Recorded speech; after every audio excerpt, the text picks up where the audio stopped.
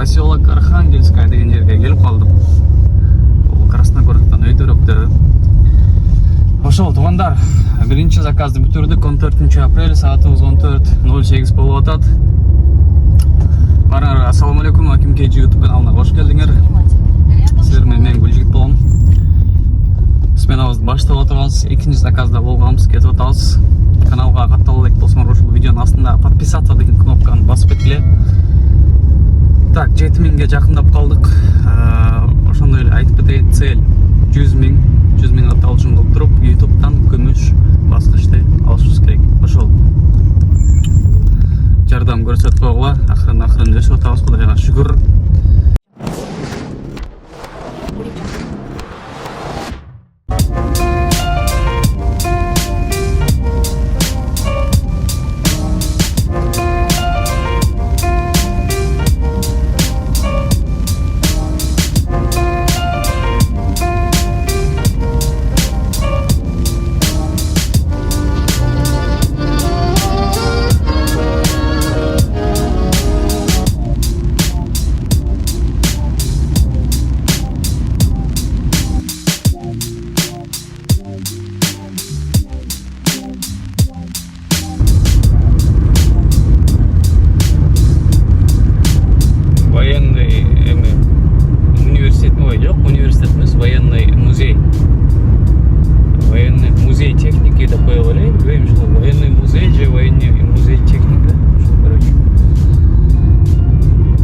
Наверное, закрытый участоктагы домго алып келдим пассажирди. Вроде бы жилец эмес да, бул жерде жашабайбы же жашайбы, я не знаю, короче. Үйдү карагыла. Өзүнчө баягы «Один дома» деген кинодогу видеонда ушундай чоң. Кече күнү бир ролик киргиздим. Арендага машина издегендер үчүн 2 автоунаа бар депчи. Ушундай сценарист менен эмени Черри Чиганы киргиздим эле. Aslında комментарийлердин окусаң анча-мынчасы кызыктай эле жазат да. Бети жоктор 7.0 график менен берип атышат. Уялбайбы? Адам деген эмне, темирби? Безухатный иштеп силерге депчи. Уялса болобу депчи. Таң каласың да. Өз негизи биз адамзатка эч нерсе жакпайт экен да. Бизге худу дело мондай. Арендасы 1000 рубльдан 5-2 график менен десе дагы ошого деле налыйт окшойбуз да. Бир жерин айтып чыгабыз да, по-любомучу.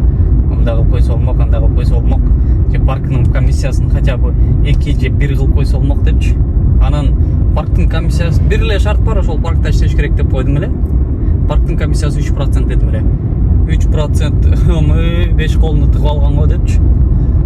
Туугандар, мен өзүм Москвада таксовод этип атам, иштеп атам, көрүп атам, башка такси парктарда процент 5%, 6% да бар. Мен лично өзүм ушу 5% парктарда да иштегем, арендага машина алып алып. Ала жоктон. Мындай реально болуш керек да, реально караш керек. Арендага машина издеп атасыңбы, таксиге чыкканга желанияң барбы? Карап отурба да, арендасы кымбат экен, шарты жаман экен депчи. Начальный этапта арендага машина чыктыбы, праваңды текшерип базадан отказ келбей, жакшы эле болуп атабы, одобрение бердиби? Ал, таксовод эт, 1 ай таксовод эт, шашпай таксовод эте берсең, анын арасында өзүң уже көрүп, адаптация болуп, таксиге үйрөнүп, түшүнүп каласың. Эмне керек сага? Экономбу, комфортбу, машина кандай, таксопарк кандай, условиялар кандай, комиссия, процент, акча чечүү, ишти, короче, полный көрүп, көз жетип эбеткенден кийин анан иштеп атканда параллельно сен өзүңө мындай жакшы шарт менен мындай машина таап аласың. Вот. Ошо начальный этапка машина издеп жүргөндөр үчүн, арендага машина издегендер үчүн деп видео киргизебиз да бизчи. Анан ондай комментарийлерди окуганда да бир аз обидно болот да. Но ничего. Ошондой. Мен өзүм мына ушул 2021 жылкы Volkswagen Polo автоунаасын ошол эле Gold 312 таксопаркынан арендага 7.0 график менен 1700 рубльдан төлөп атам го, еще плюс 250 рубль накопительный депозит менен күнүнө примерно 2000 рубльга айланып калат ушунун арендасы элечи. Накопительный депозитти кылып кайтарып алам дечи. Ну, ошол туугандар, налыбай эле иштеп атам го, Кудайга шүгүр. Иштесе болот экен. Чыдамдуу болуп туруп иштесе болот экен. Просто жогоруда айткандай эле биз адамзат экенбиз, бизге эч нерсе жакпайт экен. анын кандай камерага тартасың деп да сураган бир туугандар бар. Мынакей күнүгө ар бир видеодо мен почти момундай кылып көзгүдөн көрсөтө кетем да, что мен айфонго тартып атам дегендейчи. Так, Московская область, Красногорская, да, 2 минуттук подачасы менен момундай заказдарды смело алабыз. Мынакей 3-чү заказ буюрса кеттик. Ева көрүктөр өзгөчө жактыдан магачы красный строчкалар менен чехол, ишик лайтор. Арт жагына көрсөтпөдүм, мынакей. Вот так вот. Пасажирга жеткениме 2 минуттук вакыт калды. 2 минуттун ичинде мен силерге Москва шаарындагы ишеничтүү таксопарк Атаман таксопаркын сунуштап кетейин. Бул парктын комиссиясы 2,5%. Акчаңарды 24/7ге моментально без комиссии чечип аласыңар. Өзүңөр приложение аркылуу Яндекс таксометрлерден дагы заправканы 3000 рубльга чейин кыла бересиңер. Таксопарк таксиге тиешелүү полный пакет документ жасайт. Путевой лист, страховка, договор аренды, мына ушул сыяктуу документтер жасайт. Айырмасы жок, Россиянын бардык аймактарынан кошулуп иштесеңер болот. Экономдон тиги Майбахка чейин кошуп беришет. Анын ичинде по-любому тиги доставка, курьер, грузовой алар дагы бар. Подключениясы Яндекске жана Ситимобилге болот. Анан өзүнүн айдоочуларынын арасында бир айдын ичинде бир жолу акчалай оюндарды, кызыктуу розыгрыштарды уюштуруп турат. Ушул экранда көрсөтүлгөн номерлерге байланышка чыгып, Атаман таксопаркына ийгиликтүү кошулуп, жумушту тутуп жүрө бергиле. Бардыгыңарга ийгилик. Ассаламу алейкум.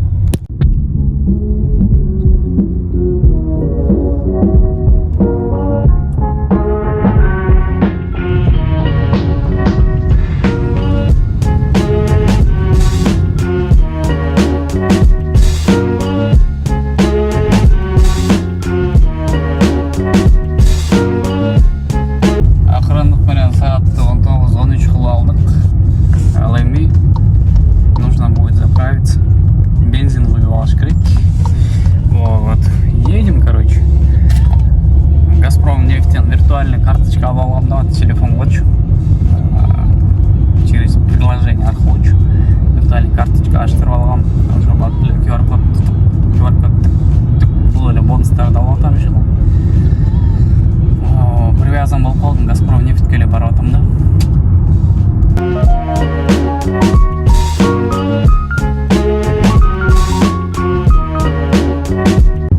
Чоң экранды карагылачы. Негизи ушул квартал жагат да. О, домдорчу. Карагылачы. Третье кольцо деп коет. Третье кольцо чыктык, кайра дароо эле съезжать атат.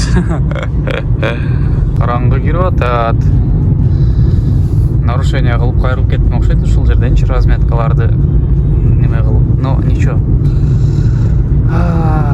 Вот такие вот пироги туугандар. Кенге не то время тандап алган экен, Оз Ачарга жакын тандап алып турмун. Таганский райондогу халва менен тиги арт жагында да баракат.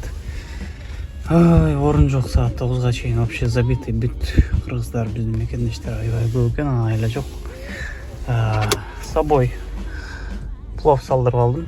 Ошол бизге жетет. Вот так вот. Саат 8ден 17 өтүптүр. Ичип алдык, ичип алгандан кийин биринчи заказ 5 мүнөттүк подача, 1.36 коэффициент менен берди. 21:03 болду саат.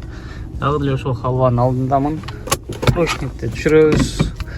Так, 5 мүнөттүк подача деп атты эле бул. Так, мен нар жака кетет деп ойлоп атат да, мындай эле кетем да азырчы.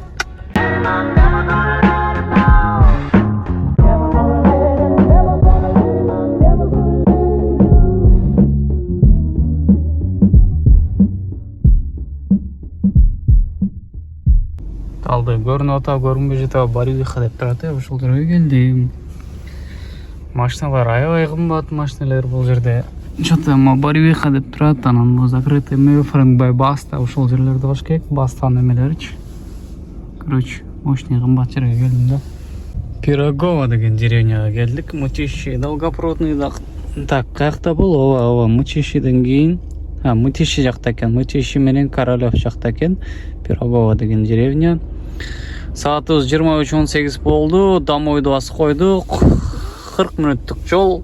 Жок, 39 мүнөт, 39 километр дейт домой. Заказ бериш керек негизи. Принципиально күтүп туруп заказ алып анан кетебиз да. Азыр биздики мындай кичине мындай жакшыраак жерге чыгабыз. Ошол жерден күтөбүз да. Туугандар, айта кетейин. Ушул YouTube каналыма реклама алам менчи.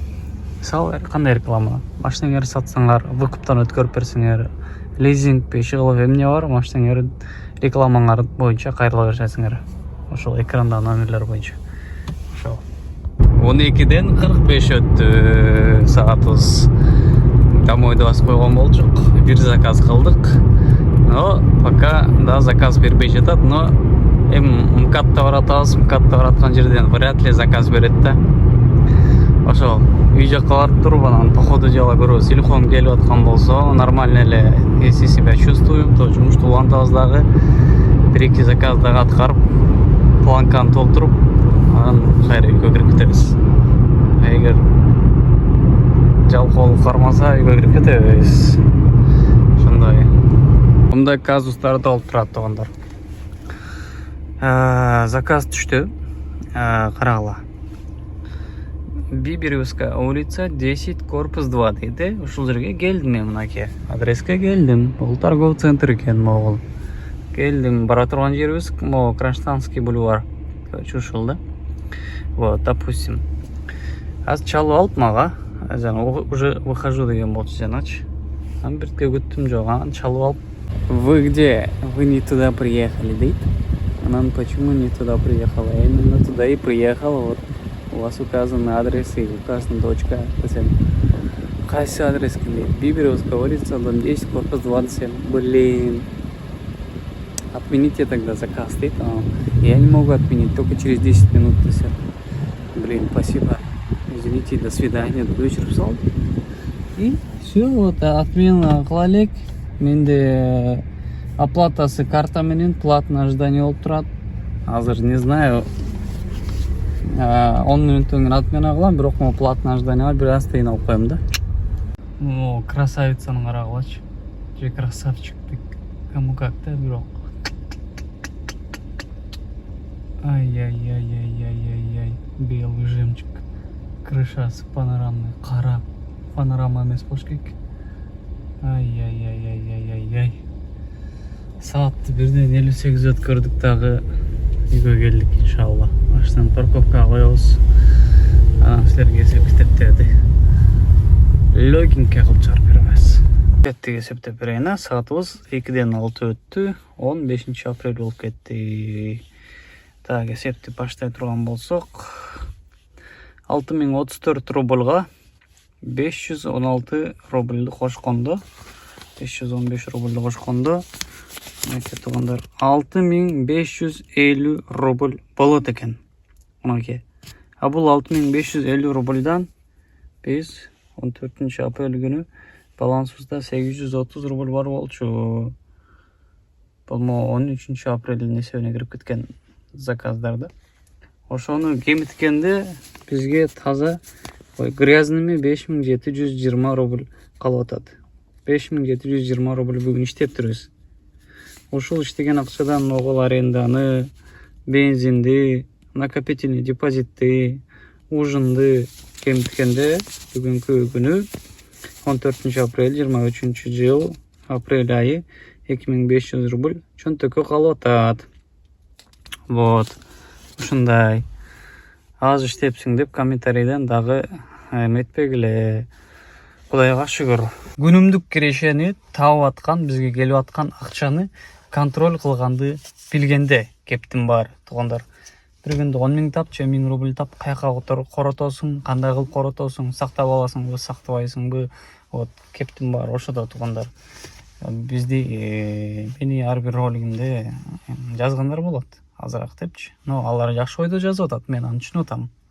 мен дагы аракет кылайын деп атам бирок эртең менен алдыда буюрса өтө күчтүү пландар бар иншалла ошол пландарды ишке ашырсак силерге бир мощный контенттер болот туугандар күтө тургула биртке сабыр кылып анан буга чейин комментарийлер жазып аткан роликтердин астыначы эртең мененки саат 6да тур 11ге иште 11де үйүңө кел да тамакты ичип туруп жат кечки саат 4-5 чыгып кайра кечки саат 11-12 чейин иште депчи вот ошондой режимди дагы көр деп атат аны дагы көрүп берем анан дагы бир режим бар кечки саат 8ден эртең мененки саат 8ге ночь ошол сменаны да көрүп бер дейт детский тарифти да көрүп бер дейт комфорт плюс короче алдыда пландар өтө көп вот ошол видеону аягына чейин көргөн болсоңор чоң рахмат видео жаккан болсо кызыктуу болгон болсо бир класс басып койгула, видеону болгон соц тармакка жайылтканга жардам бергиле, анан каналга каттала элек болсоңор подписаться деген кнопканы басып кеткиле. Буюрса 7000 катталуучу кылалы, аз калдык. Ошол туугандар, көп сүйлөбөйүн, баарыңарга ассаламу алейкум. Кийинки роликтерден көрүшкөнчө Гүлжигит байкеңер силер менен коштошот.